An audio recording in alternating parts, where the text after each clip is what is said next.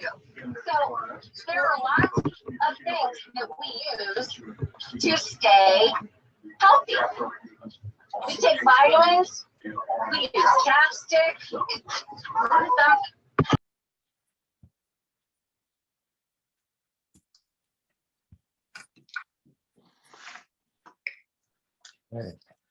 Hey, y'all. Hey. healthy. Good morning. Morning.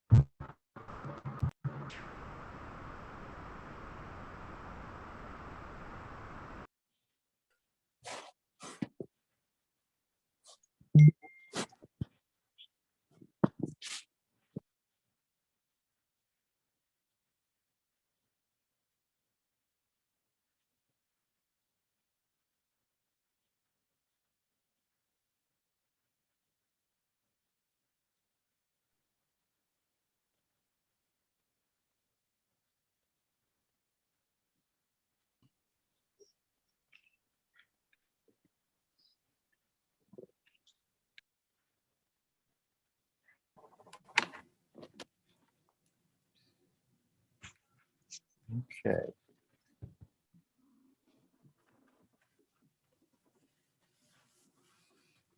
Good morning, Dr. Converse. How you doing? Fine, how are you? I'm doing good.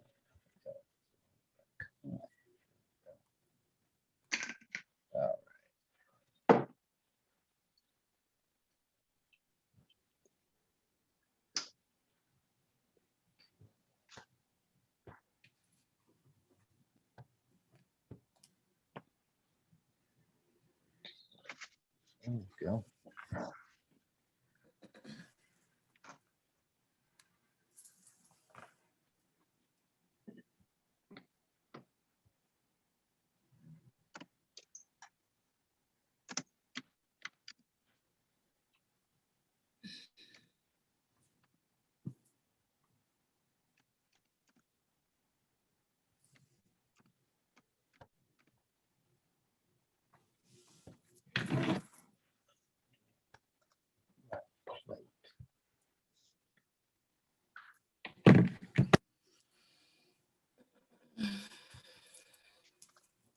Mm.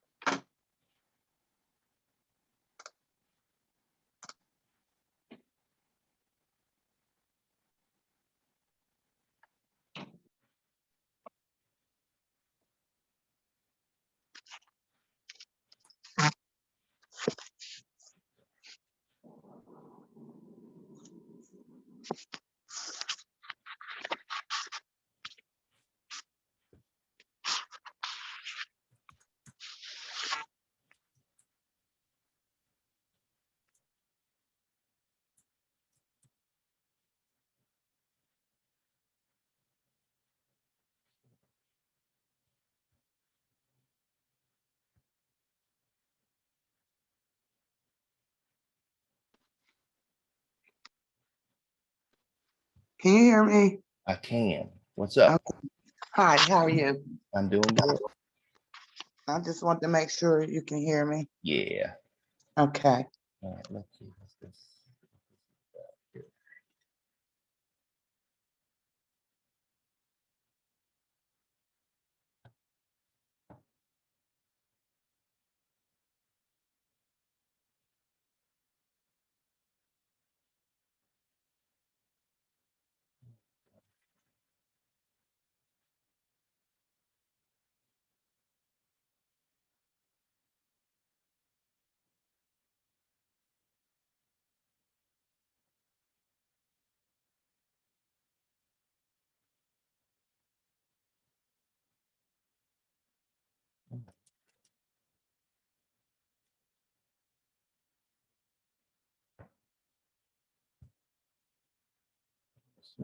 That's it.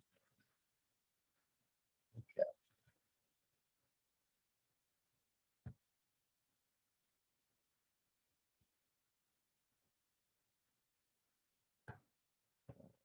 Do a share. So,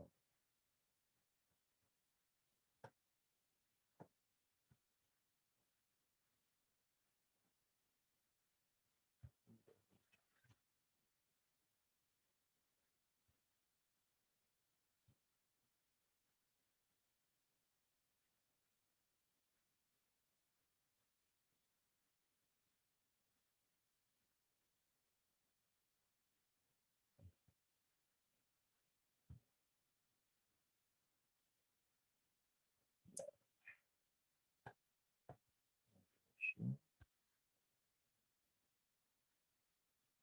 Do second desktop.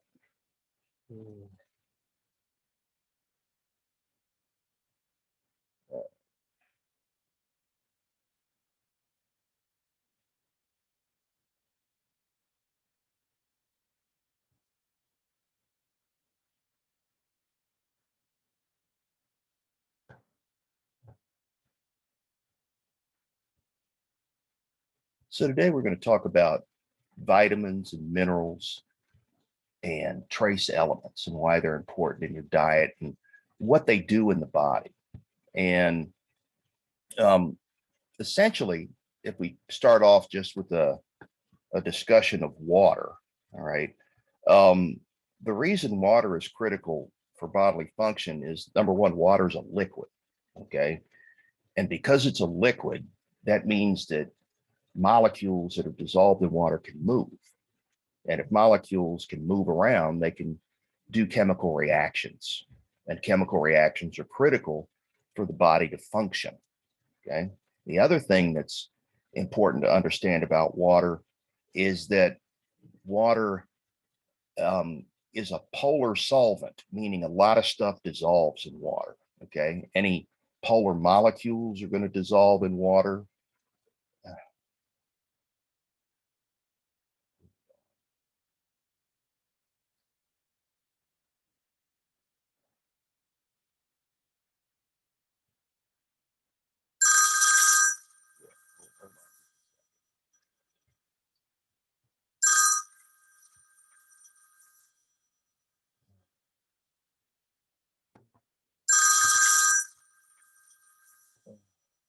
I'm trying.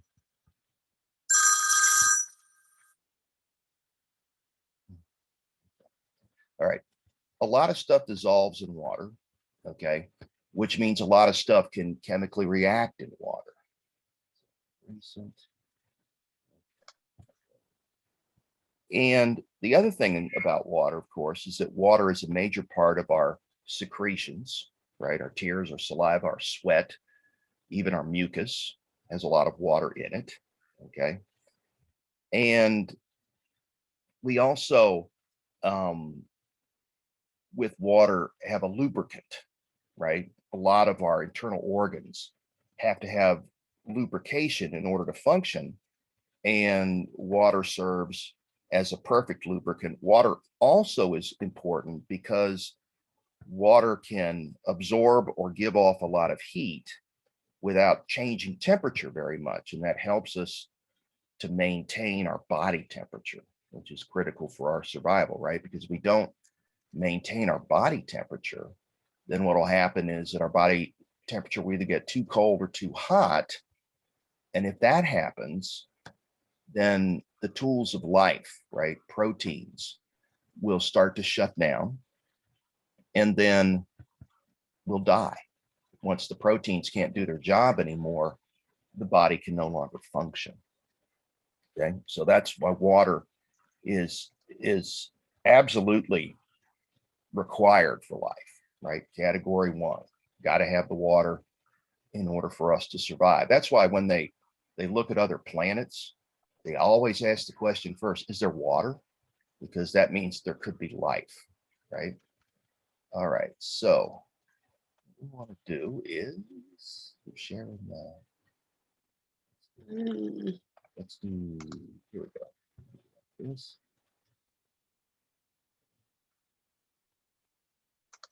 And I sent you guys the notes for this, so you should have them. So, Is this chapter in the nutrition book? Because it's a different thing for chapter 12. Yeah, it's in the textbook that is assigned for this class.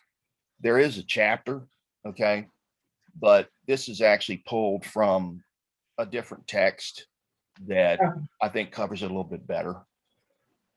So water is also a participant in metabolic reactions, right? Water can be a product of or a reactant in a lot of reactions in the body to keep us alive. So that's the other reason that we need it, right? We talked about, like, when you build proteins, you do dehydration synthesis. And when you break apart large molecules, you have to use hydrolysis, right? There's water involved in both of those. It also maintains our blood volume, right? Without sufficient blood volume, we don't have a delivery system to get oxygen and nutrients to the cells, and it carries nutrients and waste products out of our body as well. Okay, so got to have the water, got to have it. Okay, you can see here that when we're talking about water, we're talking about movement of water in the body through different compartments, right? The only way water gets into the body normally is through our digestive system, right? You have to swallow it in order to have it eventually get inside our body. So what'll happen is that it'll pass through the lining of the digestive system, and from there it'll pass into the fluid that's between cells, which is called extracellular fluid. Put the laser up here. And then from there, it'll pass into the cells and the tissues, right?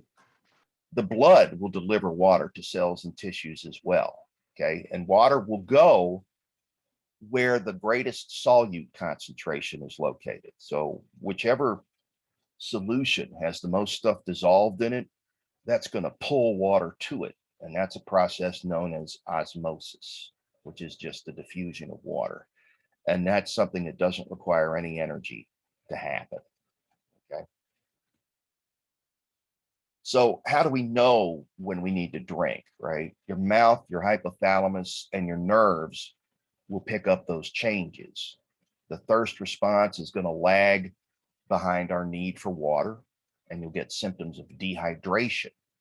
Okay, now, for those of you that work with patients that are in long-term care facilities, there's a real easy way to determine if someone's dehydrated, right? Then all you have to do is pinch the skin. And if the skin stays pinched, that's called tenting. And that's an indication that you need more water. Okay, this is frequently a problem in the elderly because their thirst mechanism isn't working as effectively. And so you have to remind them to drink, and you also have to remind them to eat, right? So that's one of the bad things about getting old, right? Is that those systems in the body break down. Water intoxication is something that can happen, okay? With water intoxication, what you've got is too much water coming in too fast. And so what that does is that creates a hypotonic situation around cells and tissues, meaning water moves into them quicker than it moves out. and those cells and tissues will swell and could rupture. Okay. It's caused by drinking 10 to 20 liters of water within a few hours, right? That's a lot of water. Okay. Think about 20 liters, right? That's 10 2-liter bottles. That's a lot. Okay. However, there are cases on record where this has happened. There was a terrible story about a contest held by a radio station. This has now been about 25 years ago. And they were giving away a Nintendo Wii, right? And the idea was that if you could drink 4 liters of water in under 5 minutes, you'd win the Nintendo Wii. And one of the contestants did it, right? She drank the water, and then a few moments later, she fell over dead. And the reason is that the water that she took in ended up getting absorbed into the nervous system and getting absorbed into her brain. Her brain would swell up. That causes edema, and that causes basically confusion and death, right? Because you're crushing those nerve cells and you can no longer function. So you can have water intoxication.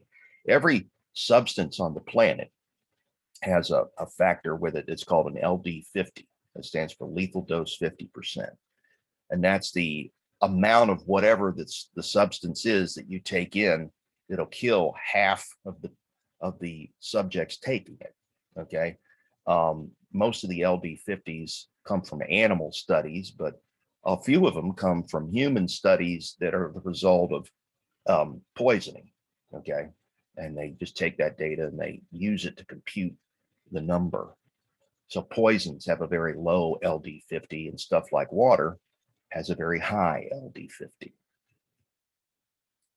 So signs of dehydration: thirst, fatigue, weakness, discomfort, loss of appetite, impaired physical performance, dry mouth, less urine production, flushed skin, impatience and apathy, difficulty concentrating, headaches, irritability, sleepiness, impaired temperature regulation, decreased respiratory rate, dizziness, spastic muscles, loss of balance, delirium, exhaustion, and collapse.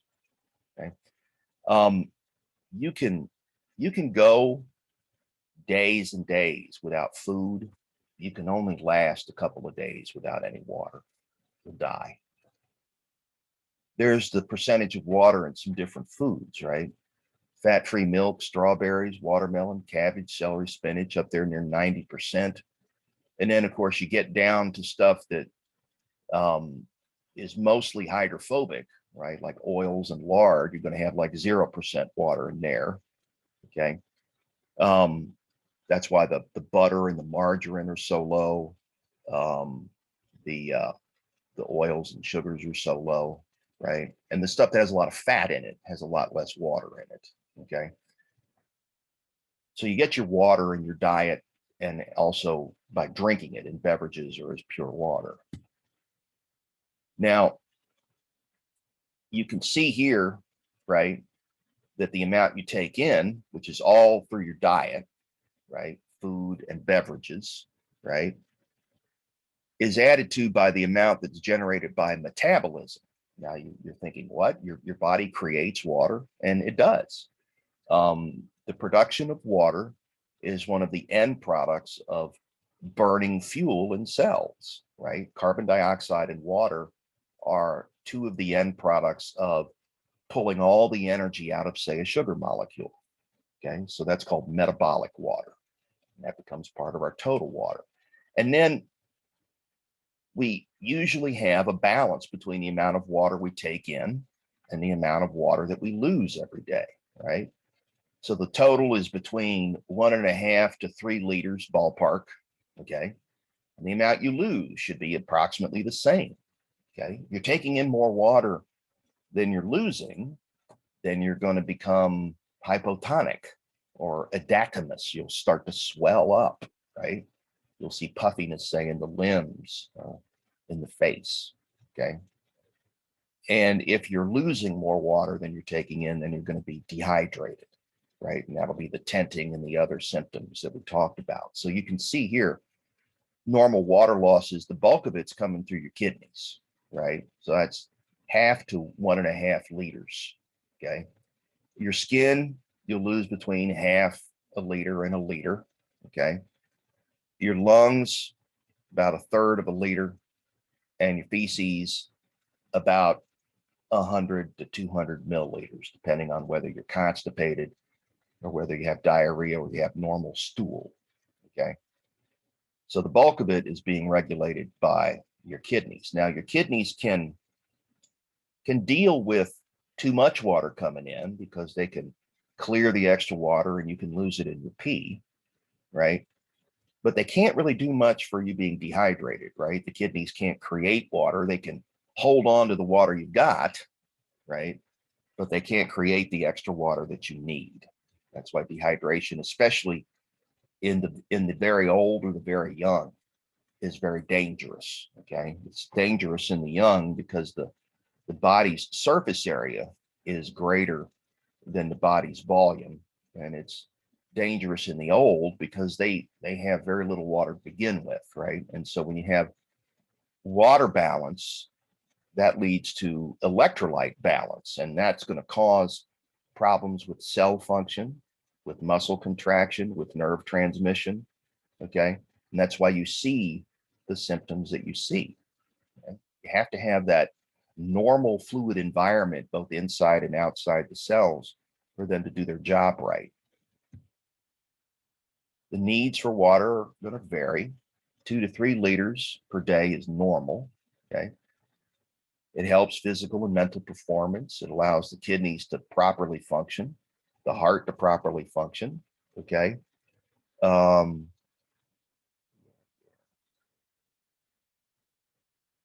fun, just go away. Okay. And the GI tract and other systems to do their job, right? Water is everywhere, so we need it. Minerals in water determine its hardness, right? If there's a lot of minerals in the water, we call that hard water. If there's very few minerals, we call that soft water, right? And you can soften your water in your home using a device, a water softener. Now, the kidneys do most of this work, right? The kidneys are designed to help our water balance. When we take in more water than we need, the kidneys will increase what they call their GFR in their glomeruli, right? The kidney glomeruli are these little tufts of capillaries that you can see here, right? And that extra fluid will go into the Bowman's capsule and will go into the kidney tubules, all right? And then what will happen is on its trip through the tubules, eventually that extra water is going to end up in the collecting ducts and is going to end up in our pee, and we'll pee it out, okay?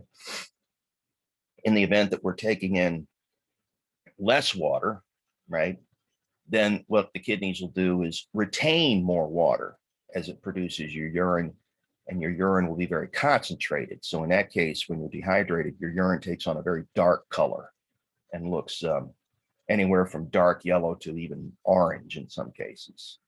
Okay. So the kidneys are important as fluid regulators. They also play a critical role in regulating our blood pressure, right? So this is one of the things that is important in keeping our blood pressure within normal levels.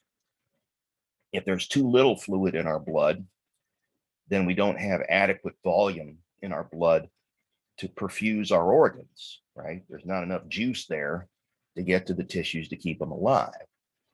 And if we have too much fluid in the blood, then the blood pressure goes up. And if the blood pressure goes up, that's hypertension. And you run the risk of rupturing the most delicate blood vessels in the body, which are the capillaries. And if that happens, then everything downstream of the break will be starved of blood and will die. Okay. So you got to keep your blood pressure within a certain window in order to be compatible with life. And the kidneys play a big role in that. That's why people with kidney disease, one of the things they have is a problem maintaining their proper blood pressure. Okay. Secondary hypertension, for instance, is one of the things that happens in people with certain kidney diseases. And it's called secondary because it's the result of an error in the kidney doing its job, right? And one of the byproducts of that is hypertension. Okay. There's an enzyme called renin that's released by kidney cells when your blood pressure is low. And that causes water retention because that kicks off something called the renin-angiotensin-aldosterone mechanism. And we abbreviate that. Let's get the pen out here. We abbreviate that RAAS. Okay. So RAAS.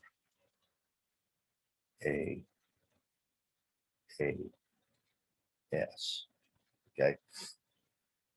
So how does this work exactly? Well, you can see an example here, right? What happens? Well, the kidneys sense low blood volume and low blood pressure. Okay. That causes them to kick out renin into the blood. Okay, there's our renin. The renin converts a protein that's always present in the blood plasma called angiotensinogen into angiotensin 1. Okay. And then in the lungs,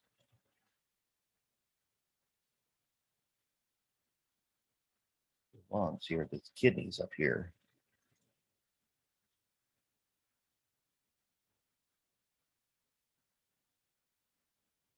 In the lungs, an enzyme called ACE, you see ACE here, converts angiotensin 1 to angiotensin 2. And angiotensin 2 does a lot of things, right? It causes something called vasoconstriction.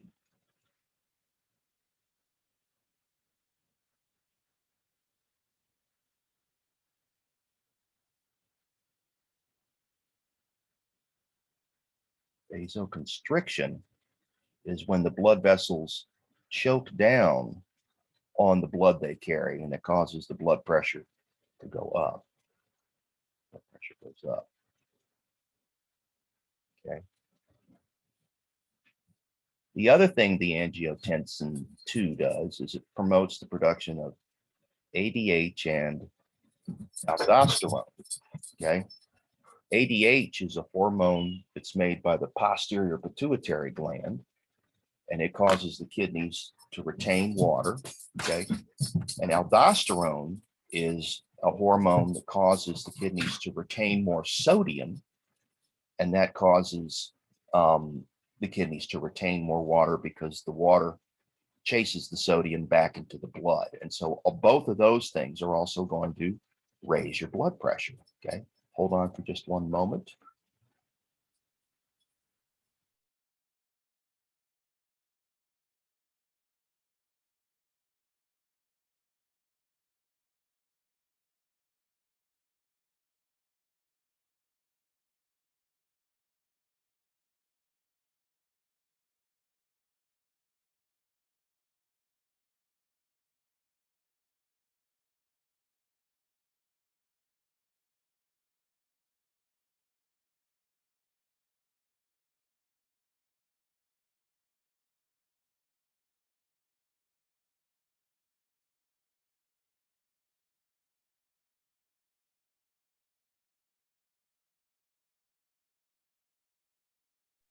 What happened?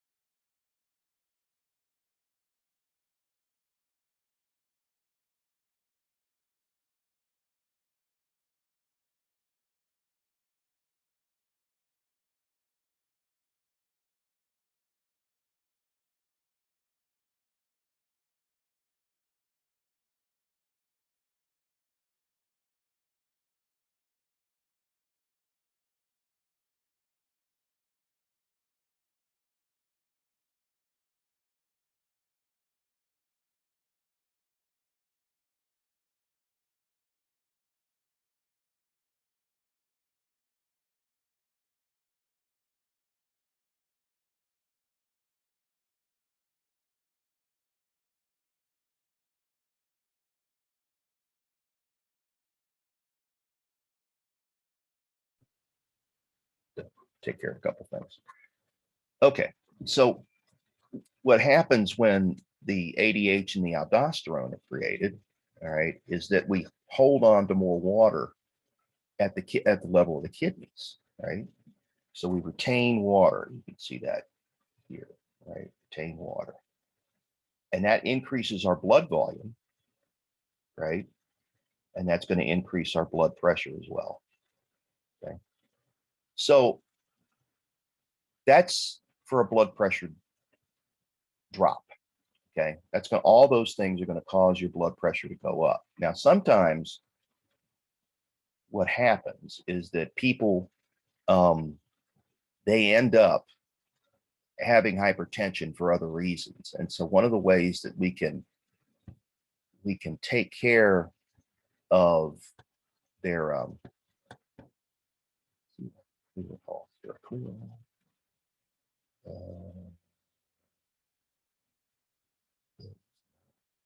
just clear all this stuff out.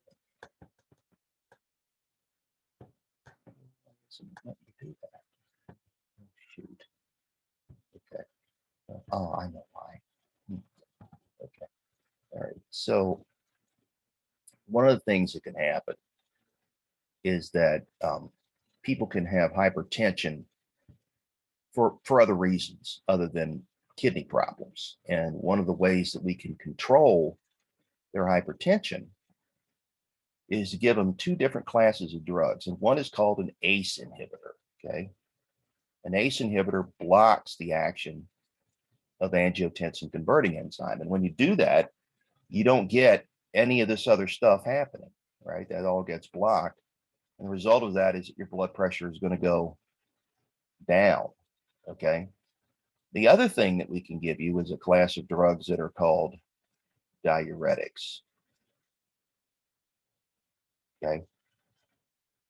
And what they do is cause water loss.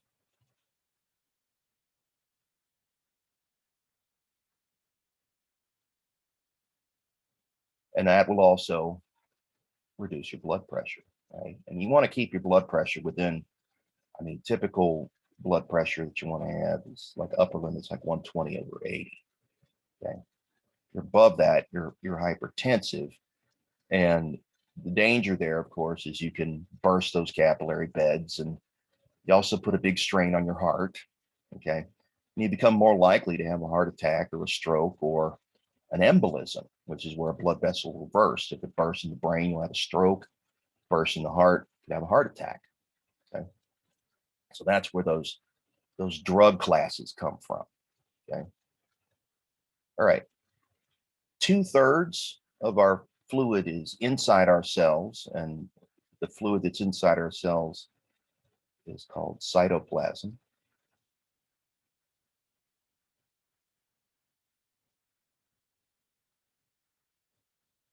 Okay. Now 1/3 is outside our cells, and that's called ECF, or extracellular fluid. Okay. Sometimes also called interstitial fluid.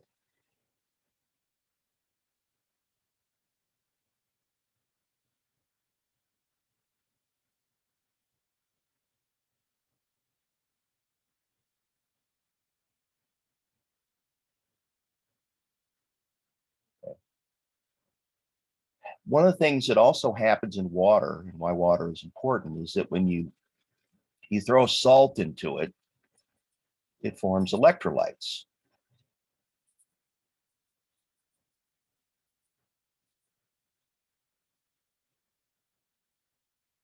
Okay. What are electrolytes? They are ions, which are charged particles. And the importance of ions, right? Some examples are sodium and chloride and potassium and um, um, there's the major buffer in the blood, which is called bicarbonate, is that ions can conduct current.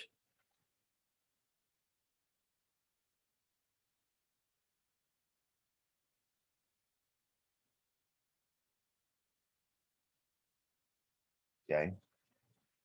And ions can also direct where water goes.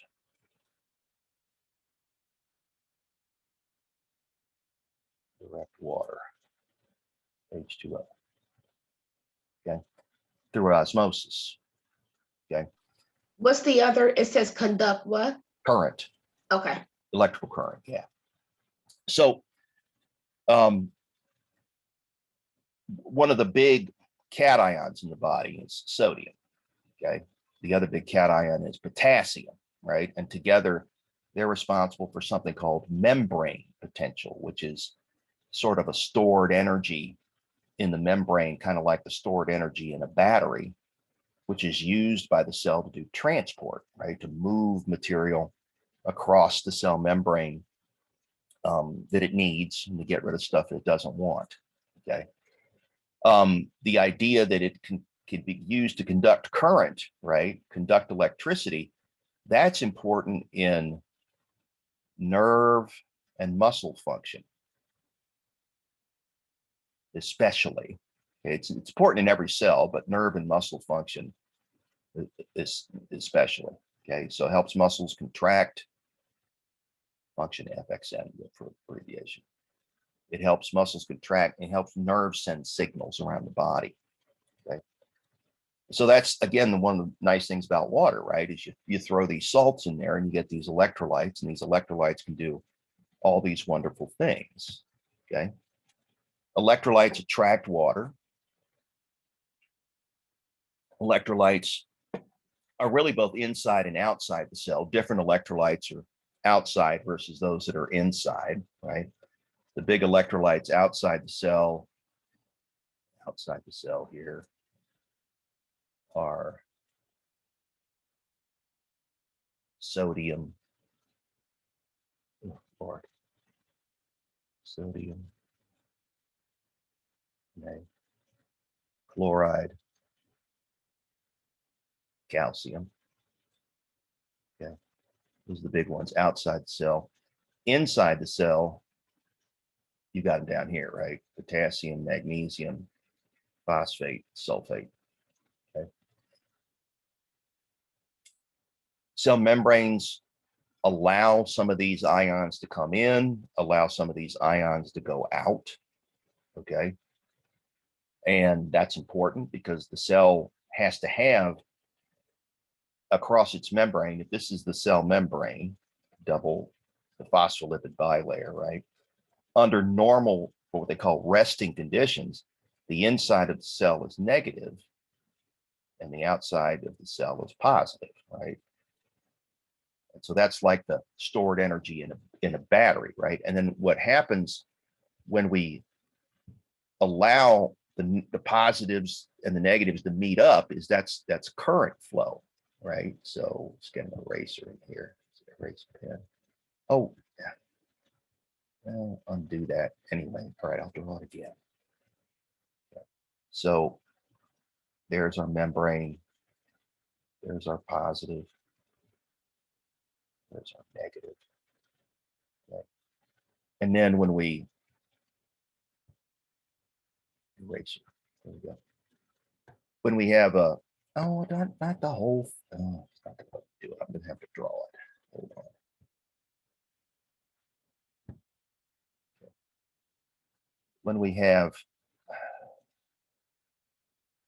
a protein in the membrane that serves as a tunnel or a pump or a gate, we'll do that in red. Okay. Let's say it serves as a tunnel. It goes all the way through the membrane. I'll just color it in. Okay. What happens when we open the door on that tunnel, right, is that current can flow, right? Negatives can flow out to meet positives, and positives can flow in to meet negatives. And that's current, right? And that is used to do work.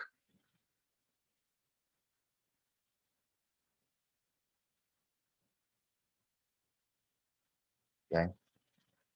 This situation of positive and negative is maintained by the use of a molecule called ATP, right? We burn ATP to keep positive outside and negative inside, okay? And then we convert that to current when we flip open these gates, okay?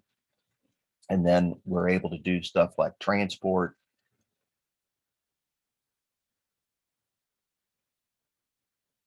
muscle contraction,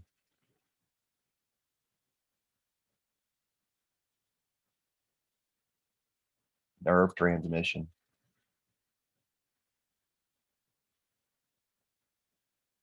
all of that, right? That's critical, right? So that's why we need the electrolytes in our diet, and that's what the body does with them, okay?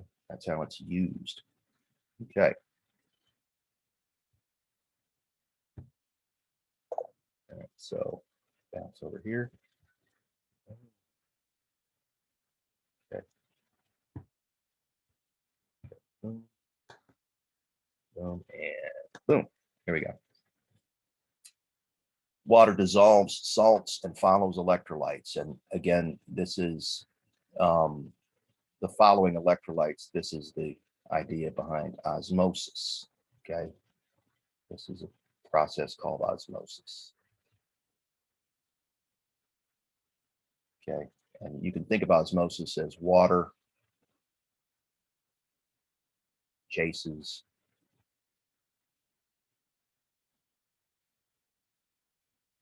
solutes. What is a solute? A solute is just something that's dissolved in the water. Water chases solutes. So where the solutes are, the water runs after it, okay? And that happens because in order for something to be dissolved in water, it has to be what's called solvated, right? It has to have water molecules surrounding it. It has to be able to move around freely in the solution, okay? So you can do this experiment at home. You can get yourself a glass of water and you can take a teaspoon of salt and drop it into a glass of water and stir it in and it'll go clear. That's how you know it's dissolved. It's a solution, right?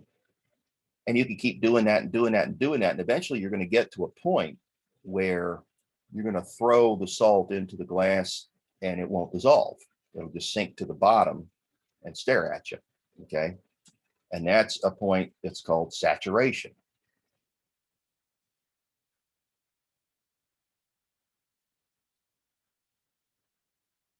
Okay. And all that means is that all the water molecules have been used up.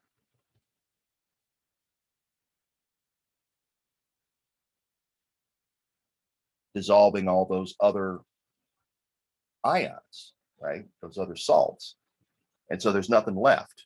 And so it just falls to the bottom of the glass and stays there. Okay. So that's the end point of being able to dissolve something in something else. Okay. Now this is only going to work if what you're adding to the water is a salt or something that's polar, like say a teaspoon of sugar. Okay. You try to throw oil in there, it'll never dissolve, right? Because it's chemically different. It's hydrophobic. So you sit there and it'll float like a big old oil bubble. Okay. So that's the idea behind this, right? The solvation of the electrolytes then determines the water concentration, right? The more electrolytes you have dissolved in something, the more water attracting ability that solution's got. So if we have an experiment where we've got a semi-permeable membrane, you could think of this almost like the cell membrane.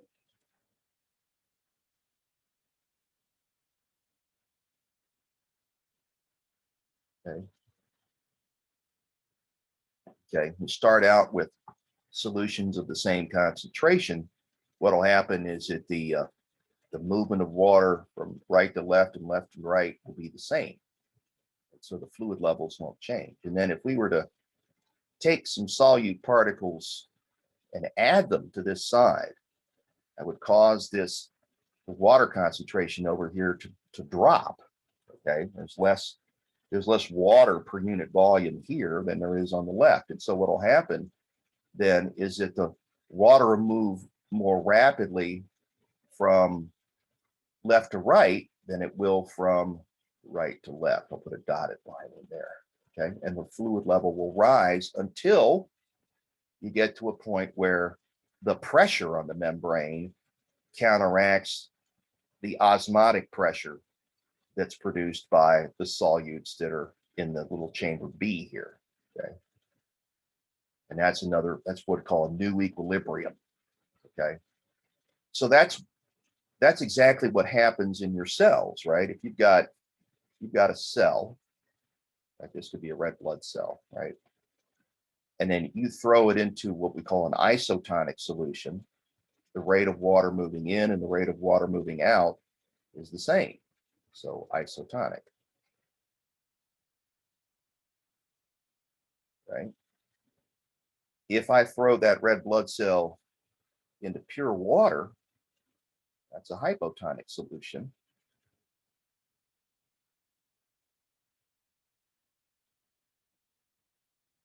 What's going to happen is if the water is going to move in way more than it's going to move out. Let's put a little arrow out, right? And the cell will burst. Okay. And that's called lysis. That's not a good thing, right? And then if I put the cell in a hypertonic solution, a very salty solution,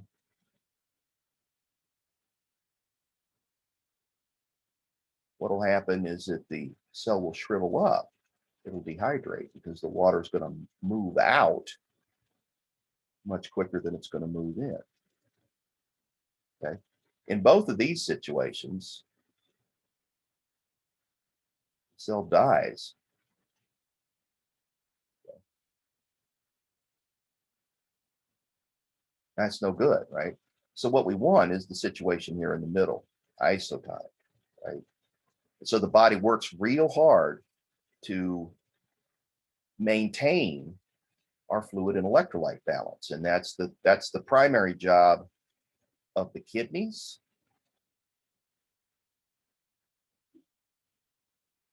the integument, which is our skin,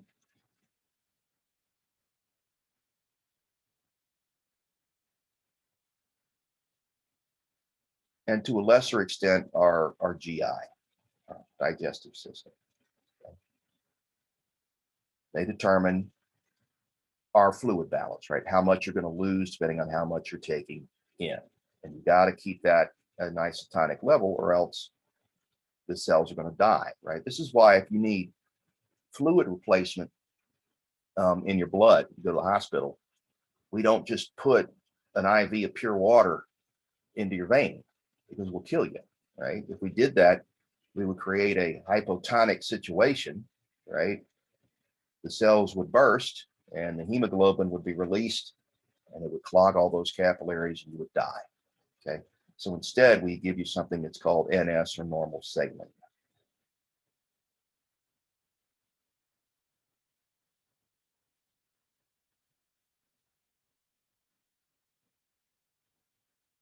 Okay.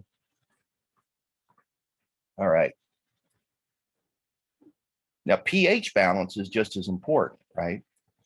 The normal pH in most areas of the body is between 7.35 to 7.45. Okay. If we get below that, we have acidosis. If we get above that, we have alkalosis.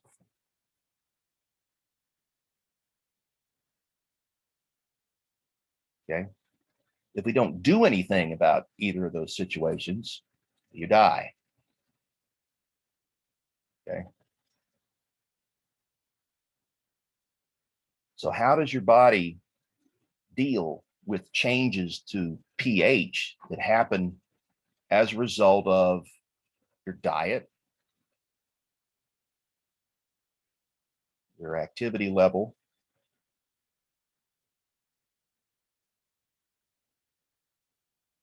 or disease? How does it keep that pH within that range? Well, there's three ways, right? There's the action of your kidneys, there's the action of your lungs, right? And then there's the action of your body's buffer systems. Okay, so let's start with the kidneys. How do the kidneys help? Well, if your pH drops, that means you're getting too acidic, right? If pH drops, the kidneys will produce a acidic urine.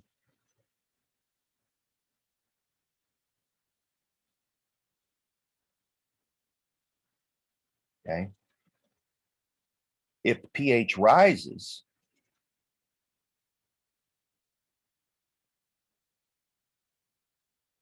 your kidneys will produce a basic urine.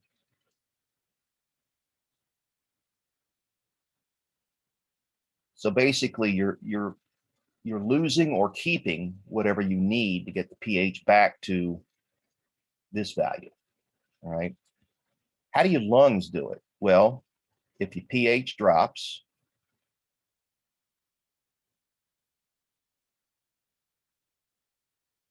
you breathe hard and fast.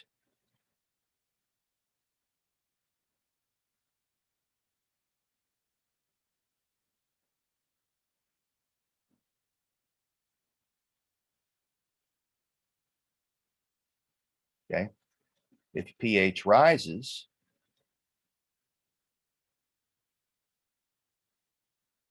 you breathe low and slow.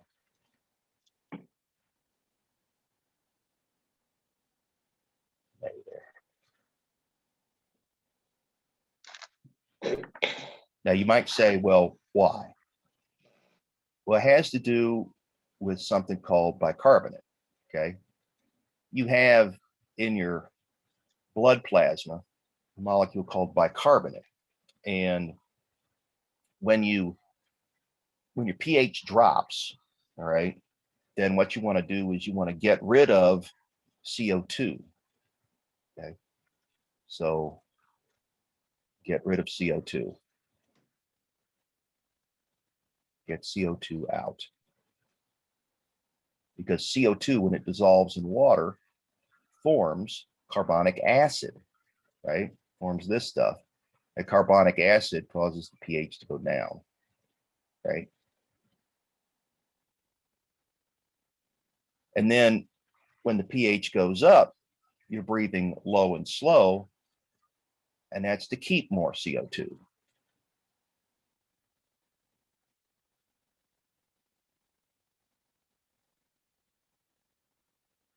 Okay. So that's how the kidneys and the lungs are doing it. It's kind of a shorthand of it, but that's basically what's going on. Now, what are the buffers doing? Well, let's erase the pens here. I know that trick. How are the buffers doing it? Well, the buffers are, let's go through here. The buffers, it says they neutralize acids or bases. What they do is they take strong acids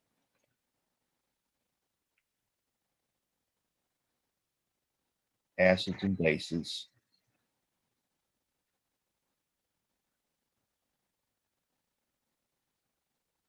and turn them into weak acids and bases.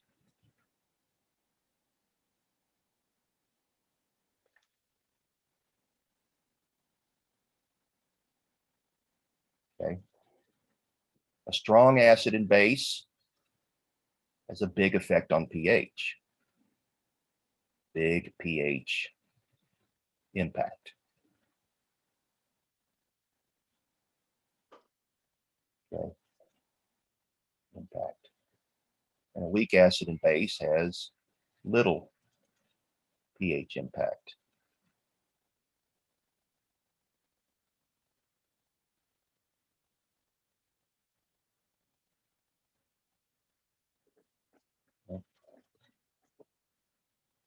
So the result of that then is that as long as the solution is buffered and as long as you don't overload the buffer system, your pH will stay within that magic range. Okay, so these three systems working together, right? The kidneys, the lungs, and all the body's different buffer systems maintain our pH. Now, if our pH gets out of whack, we die. And the reason that we die is that the tools of life, which are the proteins in nature, and then they don't work, and then the jobs they do stop, and the cells can't function anymore. Okay. One example of a buffer system is this thing in the blood called the bicarbonate carbonic acid buffer system. I told you that when CO2 dissolves in water, it forms, this is carbonic acid right here. It's carbonic acid. Okay. All right. And then carbonic acid can turn around and lose a proton and become bicarbonate and a proton, right? So these three sets of reactions are kind of all in a big line here. CO2 plus water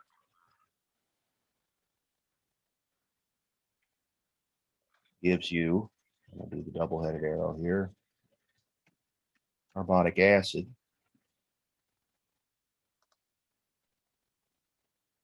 which can turn around and give you protons plus bicarbonate.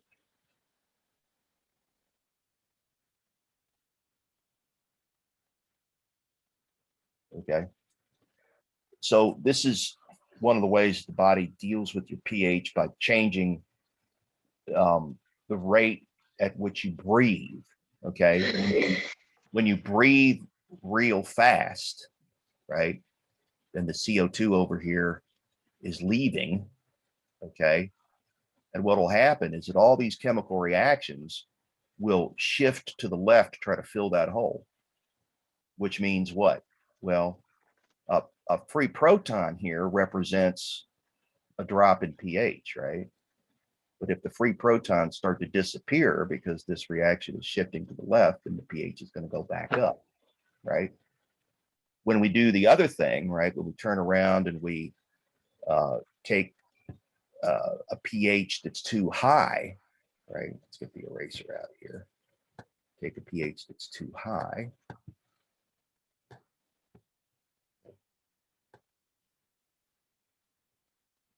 Right?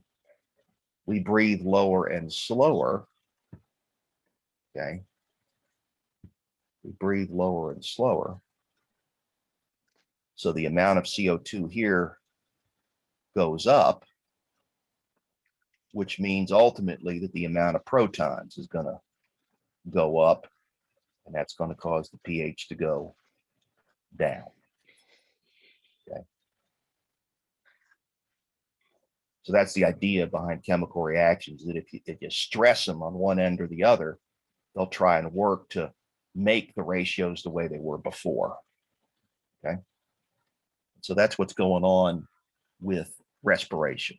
And that's also why the body's buffer systems are important, right? If you build up too much CO2 in the body, the buffer system isn't going to get it to the point where the pH will drop so badly that you'll die, right? Because the buffer systems will see to it that that doesn't happen. Okay?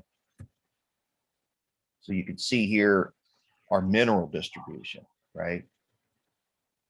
Major minerals in brown, trace minerals here, but they're still important, whether they're a trace mineral or a major mineral, right? If I, for instance, removed all the iron from your body, you would die, right? Because your blood couldn't carry oxygen and you couldn't make ATP very well, okay? Same thing if I removed the copper from your body, right? You would die. And you would think, gee, really? Yeah, because even though there's not much of it there, it's used in your energy machinery, okay? The major minerals are just as important, but obviously you need more of these in your diet, more from diet.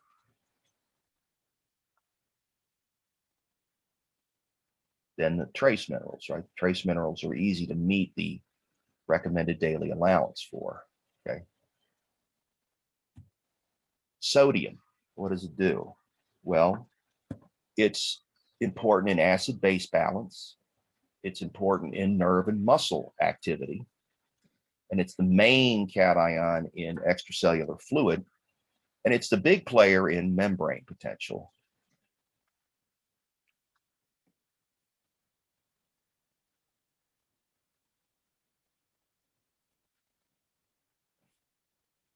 Along with potassium. That's that stored energy at the membrane. Okay. So this is part of what's important in keeping our cells' batteries charged, right? Sodium travels freely in the blood and the kidneys filter out the extra, okay? And it's important to understand that we're much less sensitive to changes in sodium levels in our body than potassium levels. And that's because the membrane is way leakier to potassium than it is to sodium. That's one of its properties, right? High salt intake is associated with calcium excretion. So potassium can be a protective factor. And so that's why we recommend the DASH diet. We talked about the DASH diet when we talked about heart disease, right?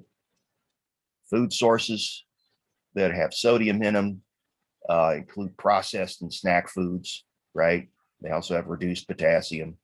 So what you want to do is go with fresh fruits and vegetables, right? That have less sodium in them. Okay? Osteoporosis means that the bones have less calcium in them. With less calcium in the bones are more likely to crack, right? So there's an example of some of the sodium and potassium levels in processed food, right? Unprocessed milk, lots of potassium, very little sodium. Processed foods, you're going to flip that, right? And that holds for virtually every single item on here, right? When you process it, you add more sodium and you reduce the potassium, okay? So the idea is to try and go with the unprocessed stuff whenever you can. Okay? Chloride is important. It's the major anion in extracellular fluid. It moves wherever the positive charge is located. So it'll associate with either sodium or potassium.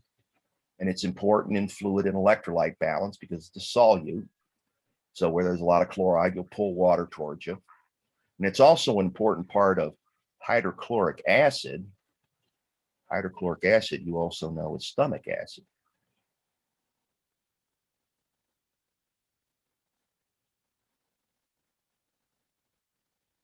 Okay. That's important in our digestive system because that helps to sterilize our food. And that also helps to chemically break it down. Okay. Chloride is abundant in processed foods. Recommendations are slightly higher, but equivalent to sodium. Okay. You can have deficiencies or toxicities. They're usually rare, right? Diets rarely lack chloride, especially our diet, because we've got so much processed food in it. There are some conditions that can cause deficiency. You can get toxicity because of water deficiency. You can dehydrate, and when you lose water,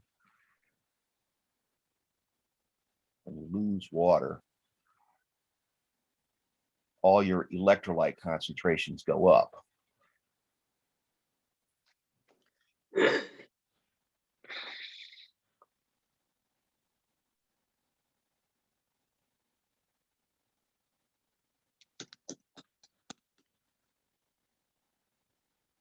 Rise, right?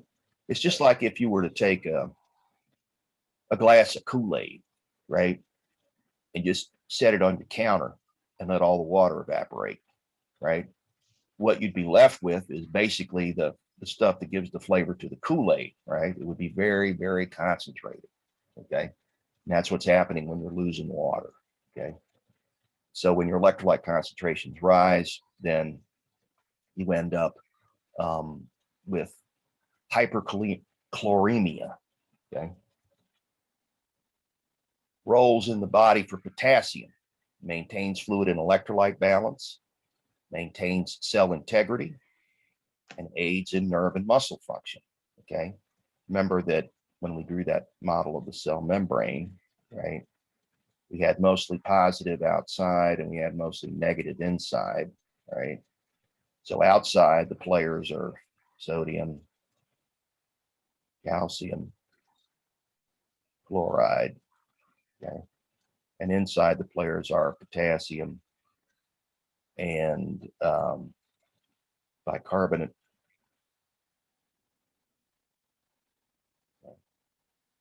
And I'm trying to think who else is in there, magnesium. Okay, stuff like that. The sodium is positively charged, so is the calcium. Chloride's negatively charged. Potassium is positive in here. Carbonate's negative. Magnesium is positive.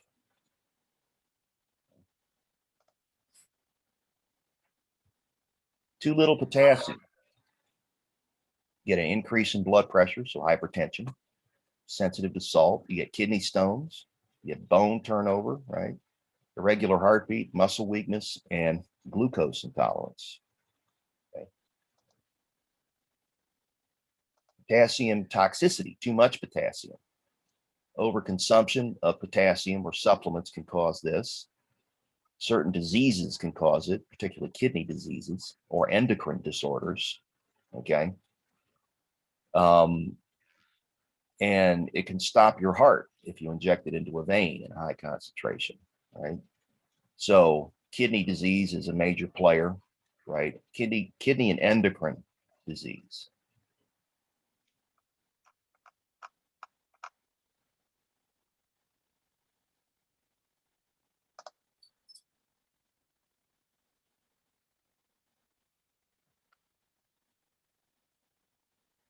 So what do you see? You see muscle weakness, you see confusion, okay?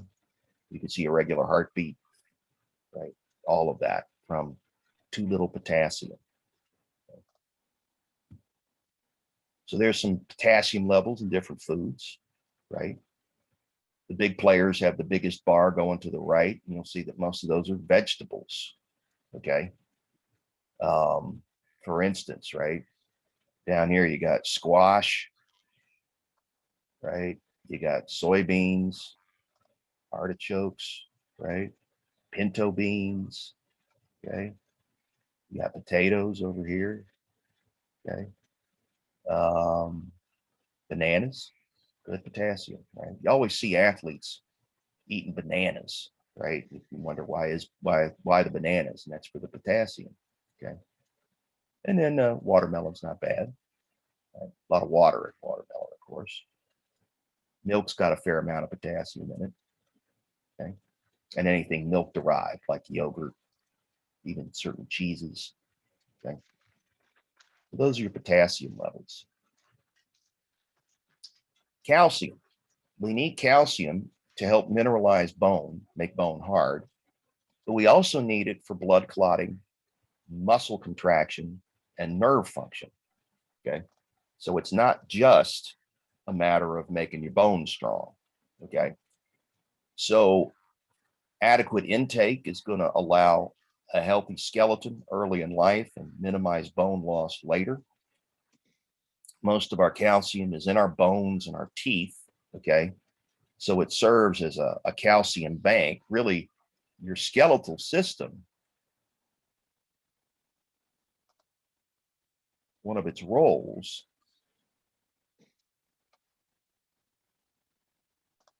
is as a mineral storehouse.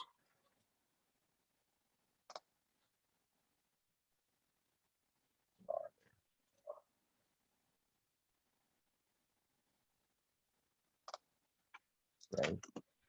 So what kind of stuff is in our bones? Well, obviously calcium. Okay. There's phosphate in there. CO4. Okay. There's carbonate, CO3. Okay. Okay. There's rare minerals like iodine. Okay. Some chlorine in there. Okay. Lots of minerals. Okay. So whenever the body needs something, it can go to your bones and pull it out. So we do have some ability to store electrolytes. Okay. Calcium helps maintain normal blood pressure. Extracellular calcium is critical for blood clotting. Intracellular calcium, like we said, there's nerve contraction, muscle function, right? Hormone secretion, right? And it participates in certain enzyme reactions as well. Calcium can prevent hypertension, can reduce blood cholesterol, can reduce the symptoms of diabetes, is shown to reduce the risk of colon cancer, and it may help us maintain a healthy body weight. Okay? So calcium intake is good for us, right? All right, so how do we maintain our calcium balance? Well, there's two hormones, right? The two hormones are calcitonin and parathyroid hormone, or PTH. Okay. PTH raises blood calcium levels, and calcitonin reduces blood calcium levels. Okay. So the way that I remember that is calcitonin puts the tone in the bone. Okay.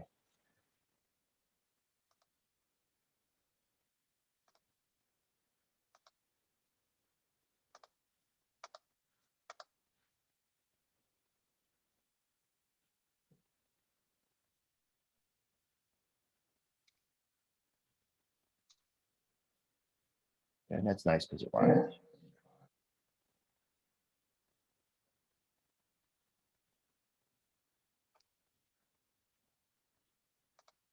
Yeah. Puts the tone in the bone. Okay. So when our calcium levels in our blood drop, that's detected by parathyroid glands. They kick out parathyroid hormone, and that causes us to hold on to more calcium from the kidneys, from the digestive system, and to pull more calcium out of bone. Okay. And that's going to bring our calcium levels back up, right? When you've got high blood calcium, then you're going to kick out calcitonin. That's going to mineralize bone. It's going to prevent calcium reabsorption in the kidneys and absorption of calcium from the intestines, and your bones are going to get denser. Okay. And of course, in order to do all this, you have to have vitamin D in your system. And you get that from your diet and also the action of your kidneys and your skin. Okay. This is why people that have tumors on their parathyroid gland can end up with a condition called early onset osteoporosis. And the only fix for that is to remove the tumor. Okay. Hormones maintain blood calcium concentrations regardless of how much you take in. When the intake is low, the bones get weaker. Okay. When the intake is adequate, your bones stay dense. Right. Recommendations are high enough to accommodate 30% of the average absorption rate. So 1.3 grams a day for teenagers, a gram a day for adults up to age 50, and 1.2 grams a day for women over 50 and everyone over 70. Okay. So the need goes up the older you get. So who are our big calcium winners? Well, see here, sardines with bones. Well, that makes sense, right? Yogurt, right? Milk, okay? Cheese. So these aren't surprises.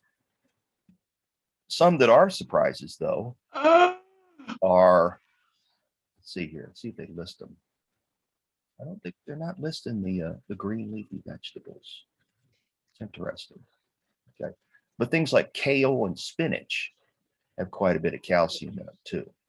Okay. So that's kind of interesting. You can see here that bone density mass is going to shift throughout life, right? You're going to start with low bone density, and then in your adolescence and in your early 20s, you're going to reach peak bone mass. And then your bone loss is going to become more evident as you get older, right? And so this is osteoporosis. Now you might think, well, why does this happen?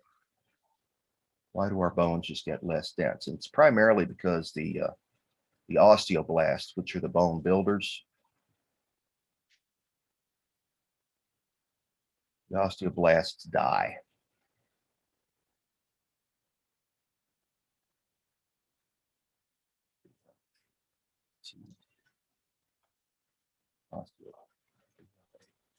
Osteoblasts, yeah, osteoblasts die. Okay, and when they die, they can't do their job, which is to build bone, and the result is the bone gets less dense.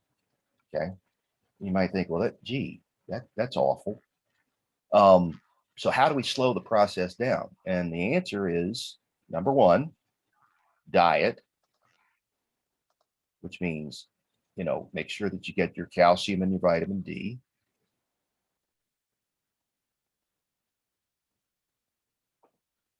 Calcium and vitamin D, right? But also exercise. And by exercise, we mean weight-bearing exercise.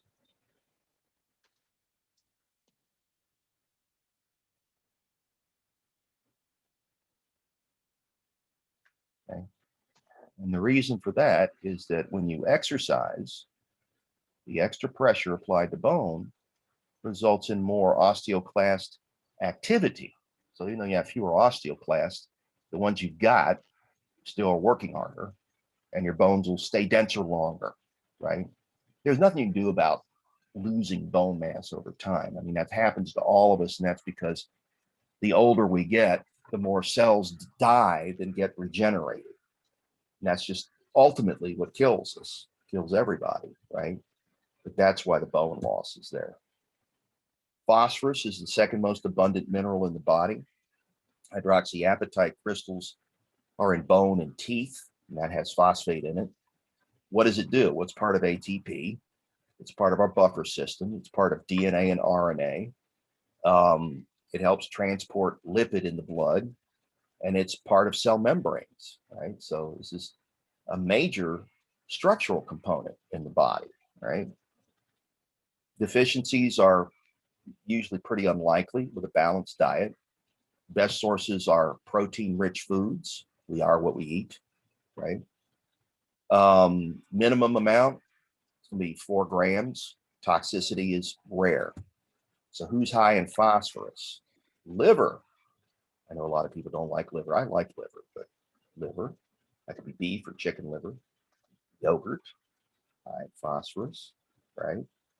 And you've got sunflower seeds, high in phosphorus, okay? So those are some interesting ones to include in your diet, okay? Magnesium, mostly inside cells, okay? A lot of it's in our bones, okay? It maintains bone health. It's important for energy production. It's important in making ATP, inhibits muscle contraction and blood clotting, and it supports normal immune function. Okay, so even though it's a less abundant mineral, we still need it. Okay, average dietary intake for U.S. adults is below recommendations because of hard water. What are some sources? Legumes. What are those? Beans and peas. Also seeds and nuts, and then leafy green vegetables. So who are our big magnesium sources? Well, halibut, right, is a winner here. And we've got peanut butter, okay, nuts, right, and yogurt again. Okay? Yogurt comes up a lot. And then down here, you got artichoke, okay, another nut there, cashews. Okay, so a few interesting ones there. Magnesium deficiency and toxicity is rare, okay? It's usually caused by diseases, and it can produce tetany and impair the central nervous system, okay? So the mnemonic for that is cats go numb.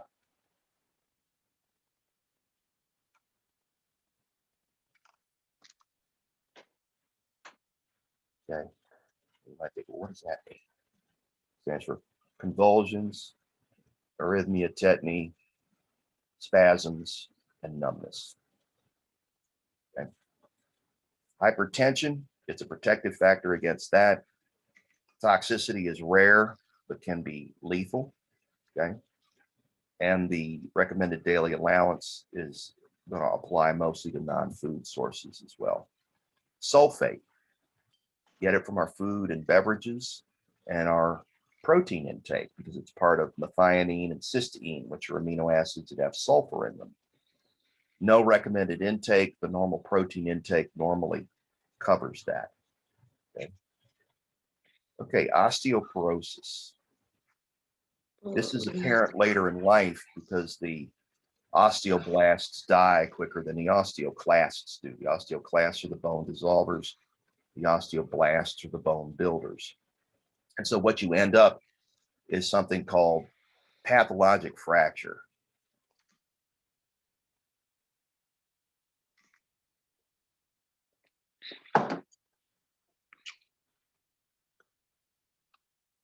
You might say, well, what is that?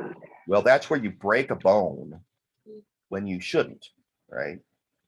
So maybe you fall down the steps and instead of a bump or a bruise, you shatter a hip, okay? And obviously this can cause a lot of problems with quality of life, and it can kill you because wound healing in the elderly is also slower because, again, there are fewer cells to do the job, okay? Cortical bone is the hard outer shell of bone, and that's what surrenders the calcium to the blood slowly and steadily. The matrix is in the core of the bone. That's the spongy bone, and it gives up calcium when your diet is short of calcium or when you're not absorbing your calcium. So it's impacted by how much you take in. So if you look here, you can see the difference between healthy and osteoporotic bone, right? Here with the normal bone, you can see that the trabeculae are thick, right? And well defined. And here's osteoporotic. Look how thin, okay? Osteoporosis. So it's more likely to crack, okay? Risk factors. You got non-modifiable and modifiable. Let's go with the non-modifiable first. If you're a female, if you're older than 50, if you're Caucasian, Asian, or Hispanic, family of history of osteoporosis, personal history of fracture, estrogen deficiency in women, testosterone deficiency in men, okay? However, actually, these two, I wouldn't say are non-modifiable. I would say these are modifiable because you can get testosterone and estrogen injections. So I would actually slide this over here. Modifiable, okay? Modifiable risk factors. Sedentary lifestyle means sitting around and not doing anything. Too little calcium and vitamin D in your diet. A diet that's high in protein, sodium, and caffeine. Cigarette smoking, low body weight, and meds like glucocorticoids, certain antacids, and anti-seizure drugs. Now, you might wonder, why is low body weight going to contribute to osteoporosis? Well, kind of interesting, right? If you're heavy, there's more pressure on your bones, which makes them denser, right? And if you're less heavy, then you're going to have less pressure on your bones and they can get less dense. Now, when we're talking low body weight, we don't mean healthy body weight. We mean significantly below the average for your age and your sex, okay? We get adequate intakes during our growing years from adequate protein. We need vitamin D and K, right? Vitamin C and A, omega-3, and iron, right? Critical dietary nutrients, okay? Supplements, you can get calcium from foods that support bone health better than supplements. Forms include calcium carbonate, citrate, gluconate, lactate, phosphate, Some are made from bone meal, oyster shell, or dolomite, and sometimes these contain lead, which is not good because that's a neurotoxin. Small doses are absorbed better than large ones. Now you might think, well, why is that? Okay. Well, calcium is weird. Okay. Calcium salts like calcium phosphate, okay, and calcium carbonate don't dissolve real well in water. Calcium carbonate, you know, is limestone. Okay. This is limestone. Okay. And you can dissolve it, but it takes a really long time. So that's one of the reasons that the body keeps most of the calcium outside the cell and less of it inside the cell. And the calcium that's inside the cell is usually bound by protein. So it doesn't form these salts, right?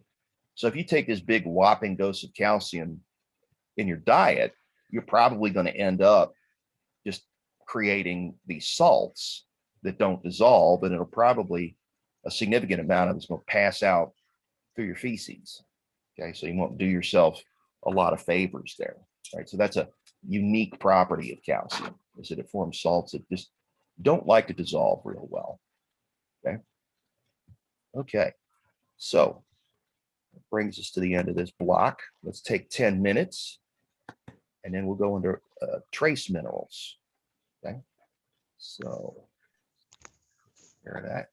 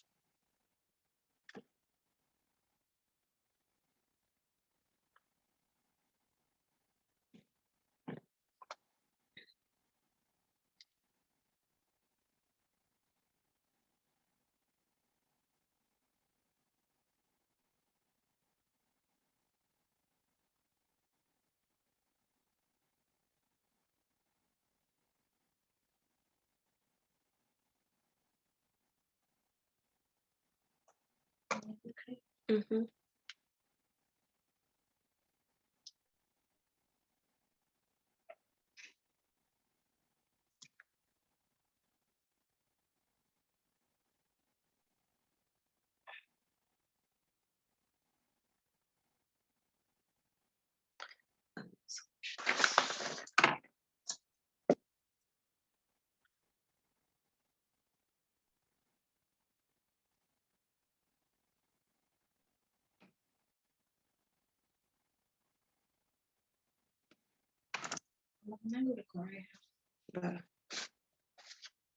Give me a first. Oh, this one.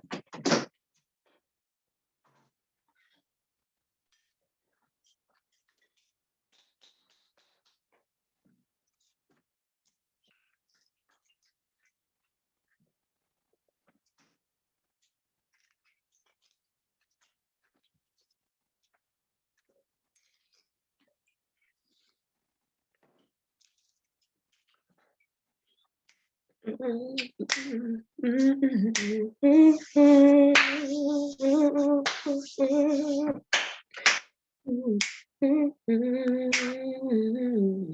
unmute themselves.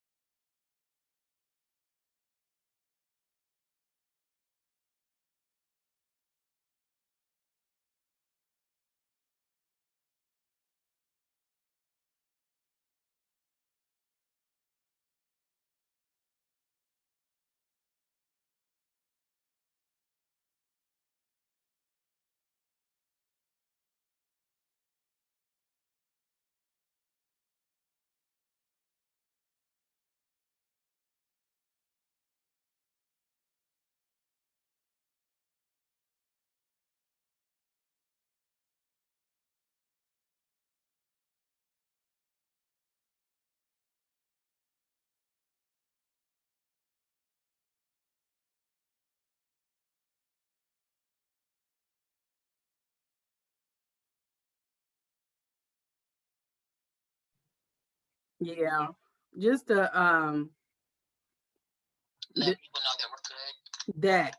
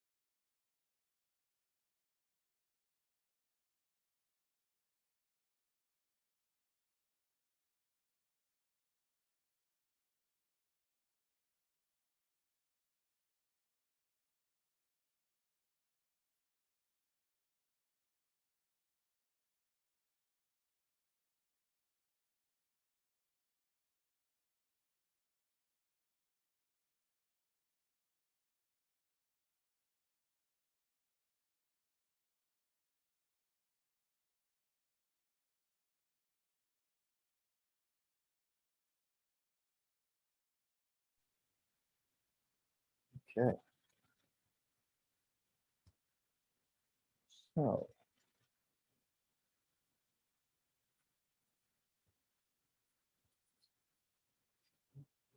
let's go to trace minerals now. Talk a little bit about those.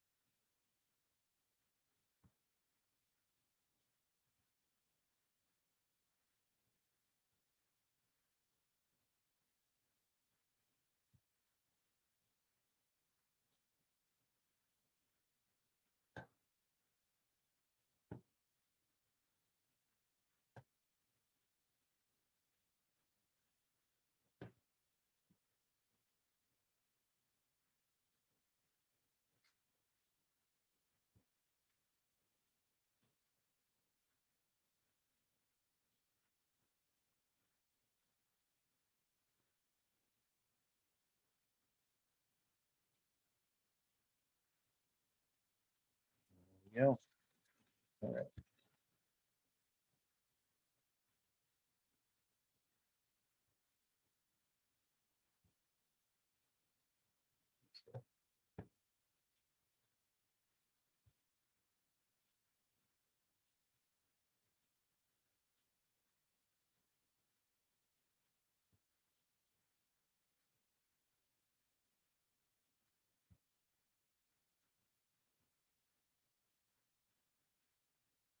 Okay. So the trace minerals are no less important than the major minerals. It's just that you can meet those recommended daily allowances much more easily. Okay. Trace minerals in your diet are going to vary according to uh, the soil and the water composition, right? I mean, the plants grow in the soil and absorb that stuff from the soil and the water. And of course, the animals are going to eat stuff that grows out of the soil and absorb it there, right? Deficiencies can affect anyone and are sometimes difficult to recognize. And you can see some examples of recommended daily allowances for trace minerals here, okay? Notice up here with iron, right, that get the laser out. That with iron, the amount recommended for women, the RDA, right, is 2.5 times that of men. And the reason for that is menstrual loss, okay? And there's, you have to avoid, as a result, anemia, right? And so iron is one of the building blocks of hemoglobin. And that's why we want to supplement that, okay? Same with zinc, okay? And all the other RDAs are virtually identical for men and women, okay? So you can see there, again, what's recommended. Okay. Interactions are coordinated to meet your body's needs and sometimes lead to nutrient imbalances. An excess of one can cause a deficiency of a different one, or they can interfere with the work of another mineral. And then contaminants can interfere. Examples of contaminants be stuff like lead, okay? Non-essential trace minerals, nickel, silicon, vanadium, cobalt, boron, may have harmful effects. We don't really know, okay? If we look at iron, we get it in our diet, primarily from green leafy vegetables and, of course, protein sources, meat primarily, right? The intestine can store excess iron in the mucosa bound to a protein called ferritin. Iron isn't absorbed and is going to be excreted when intestinal cells are shed. And as a result, iron absorption is reduced when the body doesn't need it. The ferritin releases iron to transferrin, which is a transport protein, and that hands iron off to another transferrin that travels through the blood to the rest of the body, okay? And then quite a bit of it ends up in our hemoglobin, okay?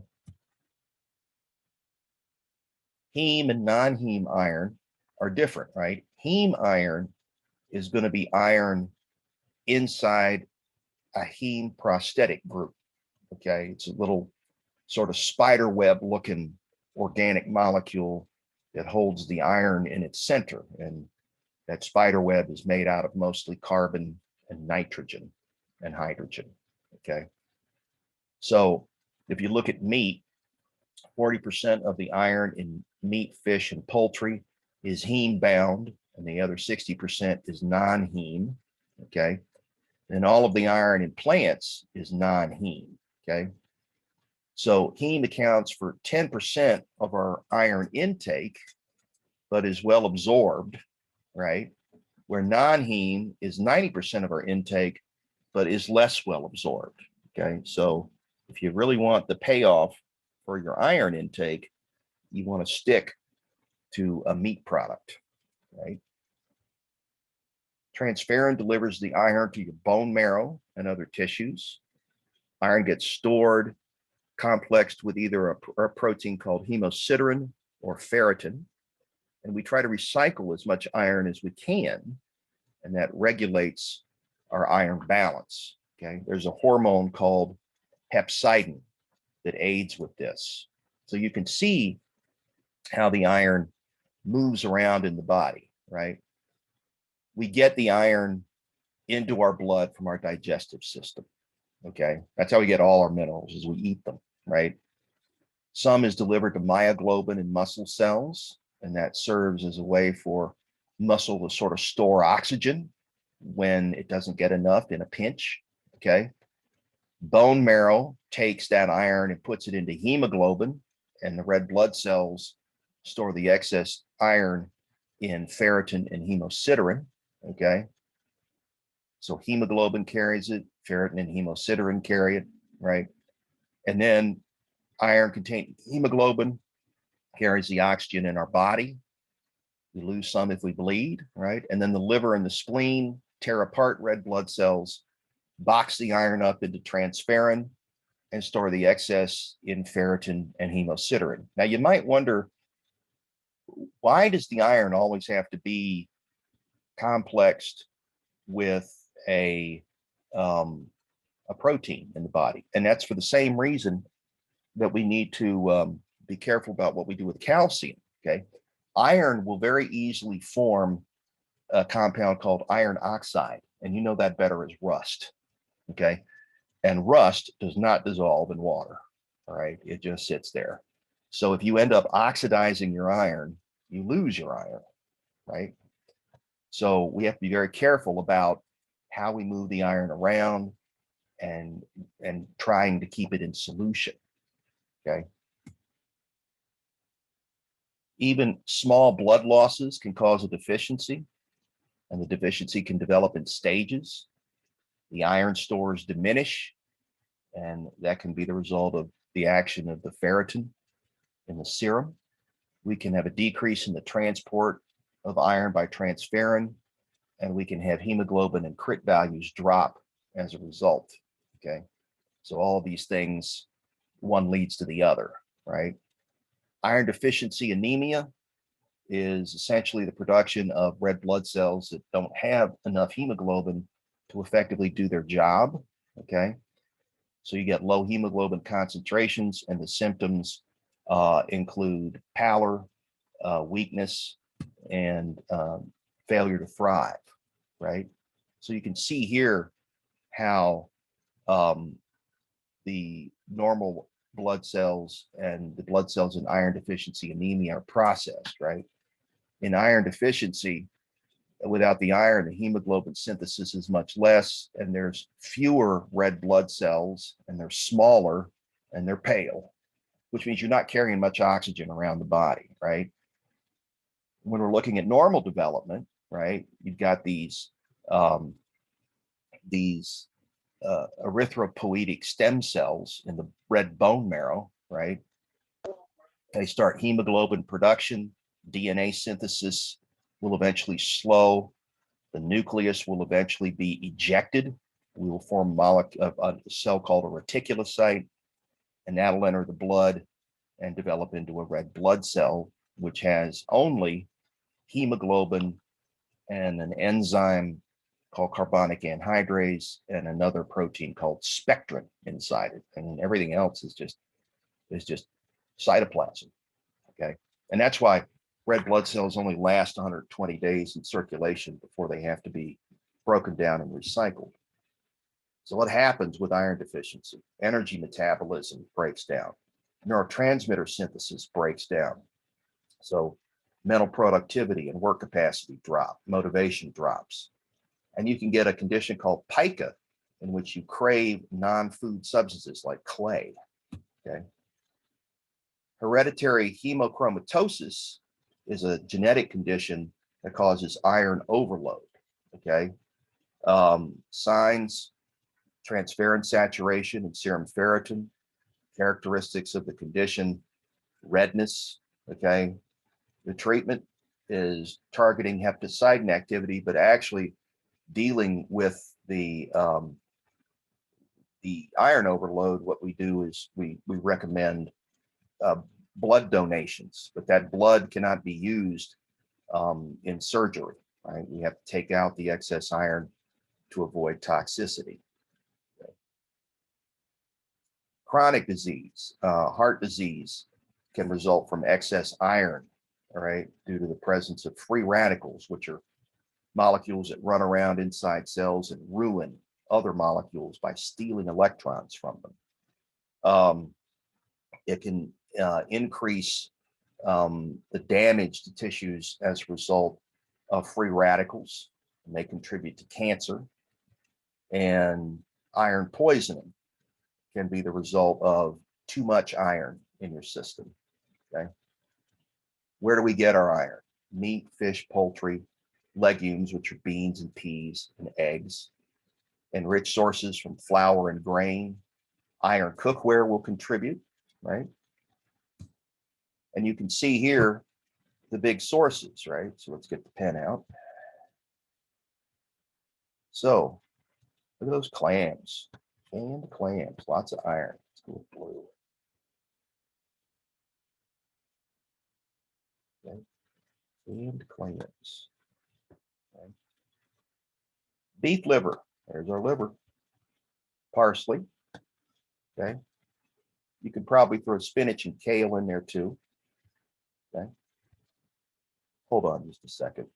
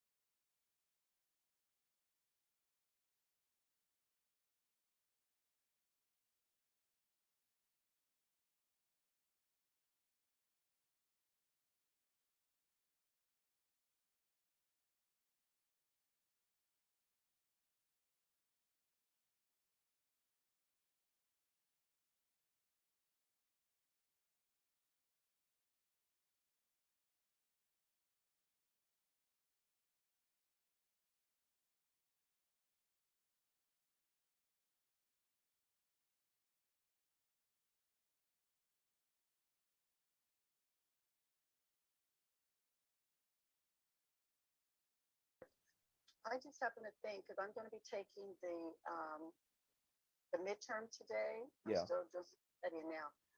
Can you help me get through the, I always have problems trying to get on the lockdown browser thing.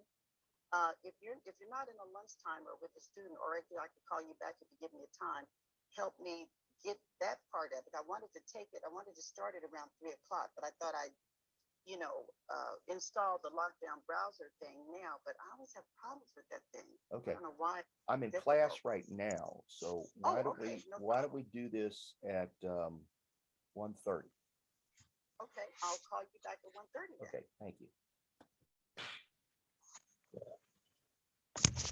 All right. Helps with the synthesis, storage, and release of insulin, helps with blood clotting, thyroid function, and behavior and learning performance. Absorption of zinc is going to vary depending on the amount you eat. 10 to 40% of what you eat, you're going to absorb. It can be used or can be retained in the intestine. In the small intestine, we have doses of zinc that can enter what's called the enteropancreatic circulation. So the idea here is that blood will cycle between the digestive system and the pancreas, and we'll try to hold on to as much of the zinc as we can. And then there's going to be zinc losses primarily in the urine and in the feces. Okay, so how does the flow go? Right, the zinc is in our diet. Mucosal cells in the intestine will store the excess zinc with a protein called metallothionein. Zinc isn't absorbed and is excreted in the intestinal cells, so it goes out in the feces. So it's reduced when the body doesn't need it, okay? But if the body needs it, metallothionein is going to release zinc to a plasma protein called albumin and transferrin to transfer it around the body. And the pancreas uses zinc to make digestive enzymes, secretes them into the intestine. And then we go into the metallothionein in the mucosa. And then we repeat the process over and over again. Okay. So again, it's easy to meet our needs for these. Okay. In the blood, we carry zinc using albumin and transferrin. A deficiency is widespread in the developing world again, because the diet doesn't have supplementation and can be skewed to being either low protein or high starch, for instance. Middle Eastern diets often inhibit zinc absorption. The effects include growth retardation, impaired immune function, and central nervous system damage. Zinc toxicity can interfere with copper metabolism. Sources include shellfish, meat, poultry, milk, and cheese. And it may shorten the duration of the common cold. Okay. In fact, that's been shown to be true. You may have heard of a product called Zicam, which you can use as a lozenge or as a nasal swab to reduce the duration of the common cold and even prevent the common cold if you use it prophylactically, meaning preemptively. Okay. So here you can see who the zinc winners are, right? We've got lean ground beef. Get the pen out, right? Lean ground beef. We've got, again, those oysters, right? Sirloin steak, lean again, crab, okay? And then here's yogurt. Yogurt's amazing. Yogurt's got a lot of protein in it. And then we got sunflower seeds, okay? Iodine. The GI tract converts iodine into iodide, which can be carried in the body in the water, okay? Iodine is normally present as I2, which is nonpolar, and thus does not absorb very well. It's nonpolar, so we have to convert it into iodide, which has a charge. It's part of thyroid function, which is important in regulating body temperature, metabolic rate, growth, blood production, and nerve and muscle function, okay? With iodine deficiency, the thyroid gland gets big, and that's a condition called goiter. And you end up with low metabolism, high body weight, low body temperature, okay? The reason it's more common in developing countries is because frequently their diets will lack iodine. And with no iodine in your diet, then your thyroid gland can't make iodine, but there are hormones in your body that try to force it to make, not make iodine, but use iodine. So there's hormones in your body that try to make it utilize iodine that's not there. So they overstimulate the gland and it swells up, okay? And that's an example of what we call hypothyroidism. Where do we get our iodine? We get it from Morton salt, to be honest with you. So that's where our iodine supplementation comes in, right? You can get either non-iodized or iodized salt. You can also have a lot of iodine in seafood, right? Because of, again, the fact that seafood lives in the sea, and the sea is rich in all of these minerals. Okay? Selenium can be a substitute for sulfur in certain amino acids. Its role in the body is an antioxidant, and it can be part of proteins like glutathione or peroxidase, which are enzymes that can activate or inactivate thyroid hormone. Okay. Selenium deficiency, an example is Kishan disease, a type of heart disease in parts of China where the soil is low in selenium. It may be a protective factor against cancer, although that's not proven, and it may have toxic effects. Where do we get selenium? In the soil, our meats, our milk, our eggs, nuts. Recommended daily allowance is the amount needed to maximize glutathione activity. Copper. Transport and balance depends on certain proteins in the body. What does it do? It controls reactions that consume oxygen or oxygen radicals. It's part of iron metabolism. It has a role in the defense against oxidative damage, and it also has a role in energy production, ATP production. Copper deficiency could be linked to cardiovascular disease. Our diet has more than enough copper in it. Too much can happen with supplements, and there are genetic disorders that can affect our copper levels, such as Menkes and Wilson's disease. Okay. Where is our copper in our diet? Legumes, which again are beans and peas, whole grains, nuts, shellfish, seeds, and water that's delivered through copper plumbing. Same way we get some of our iron ions using iron cookware. Manganese, where is that in our body? In our bones and in our metabolically active organs. It's a cofactor that helps metabolism happen, helps with bone formation, and it helps with energy production. Okay, so again, generating ATP. Manganese deficiency is usually rare, right? So primarily it's going to come from problems with manganese absorption. It can be toxic as an environmental contaminant. Recommendations are based on our average intake, and our source primarily is grain products, so wheat, barley, rye, corn. Okay. Fluoride, found in bones and teeth. Okay. As fluoroapatite, it prevents cavities. We get it from our drinking water because we put fluoride in the drinking water. Also get it from tea and fish. Too much of it can cause fluorosis. And you can see an example here, the young person's teeth with that characteristic staining in it. Okay. Chromium helps with carbohydrate and lipid metabolism, maintains glucose levels in the blood. A diabetes-like condition can result if we don't have enough chromium in the body. We get it from brewer's yeast, liver, and whole grains and supplements. Molybdenum is part of certain enzyme functions. We don't really see deficiencies in it. We get it from legumes, again, beans and peas, breads, grain products, leafy green vegetables, milk and liver. Toxicity is rare. Okay. Contaminants can impair our body's ability to function.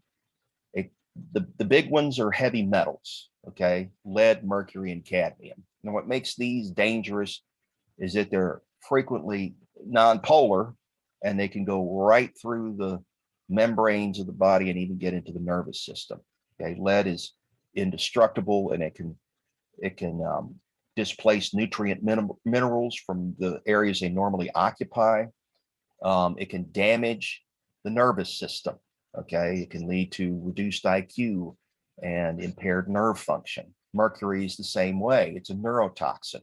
Okay, it's also nonpolar. It can sink right through the skin into the blood, and from there into the brain and the central nervous system. Same with cadmium. Okay, anything nonpolar has the ability to do that.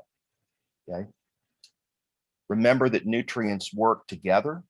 So you want to make sure that you understand that you need the nutrients to complement each other in order for body to function. And even though a lot of these are trace nutrients, that doesn't mean that they're unimportant. Okay. Phytochemicals are chemicals that come from plants, right? And protect against DNA damage. Soybeans, for instance, provide phytoestrogens. Phyto just means plants. And tomatoes provide lycopene. Flavonoids we get from brightly colored food, and they have heart protective properties, including things like carotenoids and plant sterols and lignans that can defend against disease. All foods that have a potentially beneficial effect on health are called functional foods, and they often bear the title whole, fortified, or modified.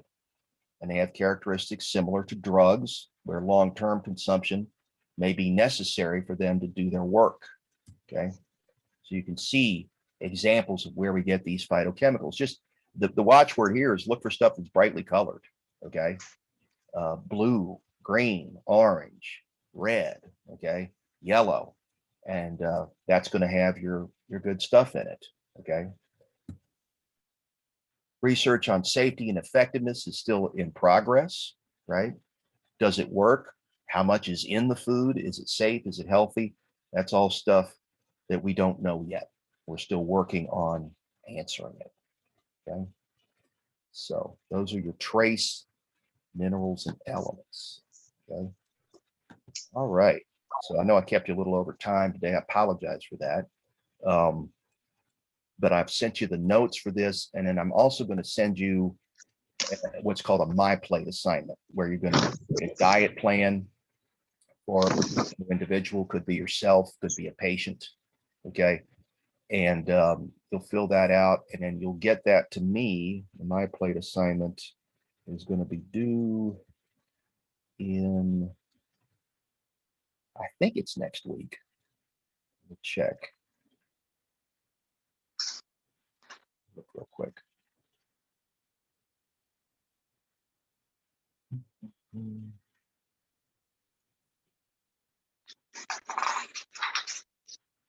it up.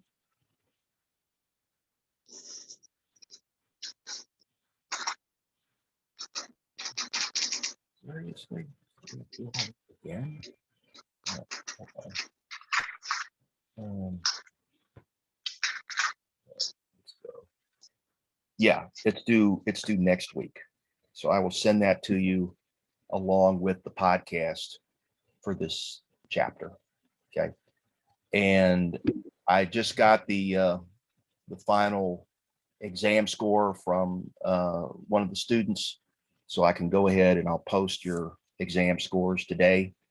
And then we can also talk a little bit next week about preparing for the next exam. Remember that I have regular Friday office hours from 5 to 7 p.m. by Zoom. And we can all have that link. So if you want to stop in, by all means do so. Remember to identify your school and your class when you come in. And I can help you with this course. I can help you with any science course you're taking. Okay. A&P, chemistry, pharmacology, you name it. I'll be glad to help out. Okay. Does anybody have any questions before we bump out? We good? Okay. I will see everybody next Thursday. Hi. Okay. Thank you. Have a good day.